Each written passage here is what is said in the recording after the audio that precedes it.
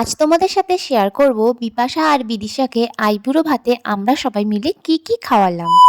এই যে দেখতে পাচ্ছ মাটির গ্লাসে জল দেওয়া, আমরা স্পেশালি মাটির থালাবাটি অর্ডার করেছি। এবার আসি মেন মেনুতে। ছিল সাদা ভাত, পোলাও, পাঁপড়, বেগুন ভাজা, লেবু আর 5 রকমের ভাজা। 5 রকমের ভাজা তো আইবুড়ো ভাতে ম্যান্ডেটরি। তারপরেই রয়েছে ঝুরঝুরি আলু ভাজা আর তার সাথে ভেজ ডাল। এরপরে রয়েছে কাতলা মাছের একটা বড় মাথা, আমার না ঠিক খেয়াল নেই এটা রুই অথবা কাতলা, যে কোনো একটা মাছ। আর তারপরেই তো এখানে রয়েছে এত সুন্দর দেখতে টেস্টি একটা ডাব চিংড়ি, আর তারপরে সর্ষে ইলিশ। একজনের জন্য ডাব চিংড়ি আর একজনের জন্য ছিল ইলিশ, কারণ একজনের চিংড়িতে অ্যালার্জি।